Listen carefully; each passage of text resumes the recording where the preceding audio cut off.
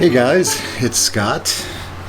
It's cold out there. I think the wind chill says it's somewhere near 11 degrees. And I'm in my office working. But what do you do if you live in the middle of the country and you have December temperatures getting close to the single digits with wind chill, and you're a gardener and you're stuck inside for a number of months? Well, I'm in my office. I'm working a little bit here. And this is a place I go to. If I had to say I had one room in my house where I could basically live, I could call out for food, this is the room. And so let me show you how I manage to get through winter without going crazy and without being away from my plants. So my plant room isn't a very large room. That's where I was seated before with my computer.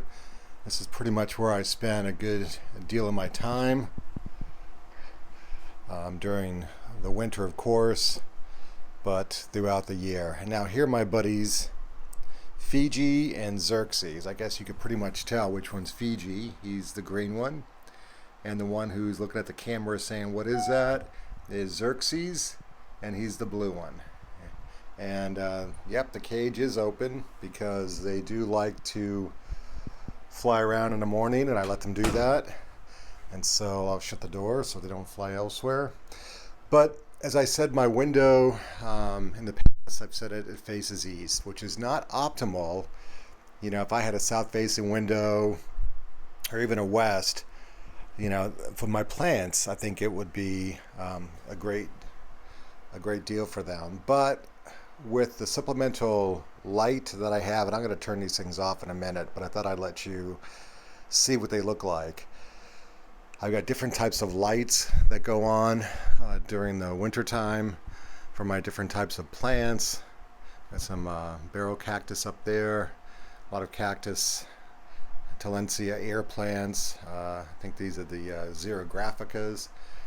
But I have a lot of different type of lights, and so my lithops enjoy a lot of sunshine. Kind of blend in with the rocks there, but you can get a sense for the intensity of the light. And yeah, you might notice my lights are different colors, and I think I like that because the magenta doesn't, since I have no curtains on this room at nighttime. I think my neighbors think I grow marijuana or something, but I think they can see through and see my plants. But the magenta isn't overtaking the room because I just bought this other light, a 600 watt white light, to give some more supplemental light down there, which offsets it. But the noise you can hear. So I'll turn it off and you can get a sense of the light. And again, I got these lights because I'm a thrifty gardener. You know, this is my room. I'm not that picky in terms of everything having to match, of course, because none of my plants pretty much match. That's where I spend a lot of time reading. And so whatever is on sale at Amazon for Black Friday or Cyber Monday, that's what I do. So I'm okay with that. I know that some people might go crazy. The one thing I will say that I took advantage of was the ones up there are black, and the ones down here, I don't know if you can see it, are white. So that's as far as I went in terms of, and of course one up here is silver, my flying disc one. So that's as far as I went in terms of making sure that the colors were fine. But let me turn this thing off and show you the rest. So that's the plant room without the fans going. You can tell it's much quieter. Of course it's darker, but I don't have to have my lights on all the time. I can keep the plants pretty happy. But I keep my lights on, I'd say, 10, 12 hours a day. But I can probably get away with much less than that. So it's really a trial and error. You know, the plants don't mind having some darkness. It's just the amount of darkness that they have over a period of time is what you got to make sure of, that they don't stress. As I said, you can start seeing some natural sun. These shelves they're pretty industrial strength. I think each one of these brackets can hold up to 400 pounds, I believe.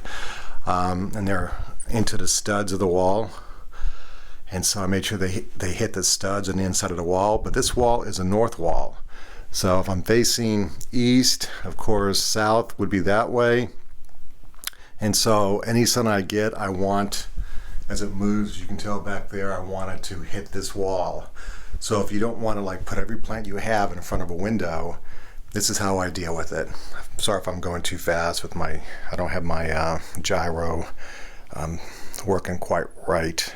So it's charging now. So I'm using a handheld one, which might cause it to shake more than I expect it to when I'm talking. And so I did have these ferns, the Boston ferns I got when they were on clearance, up there and the shelf there, but they were a little bit too difficult to get to. And of course, if they lost leaves, I work here and they would fall right on top of me. So, and these are bowls I got with other kind of Tillandsias and other kind of plants. Here's a Tillandsia fuzzy. And so I basically have plants everywhere and plant bowls everywhere in this house. I even got them on the air plants there. And so these lights I got to hang over these bowls, hanging bowls. I got the hanging bowls from Lowe's. There are two different types of bowls. You can either use this bowl to sit on the table. They came with a disc that you can set on the table, or they have these wires that support. And then I got these lights from IKEA. So my plants are pretty much everywhere. I have my crosses. Many of you know I'm going to Mount Athos in a month or so. I want to get another cross from there. And of course I got some icons here, Jesus, my patron saint, which would be George, and then Saint Focus, which is Gardner. And so this is where I spent a lot of my time. Show you a little bit of things going on. Some bamboo, cactus.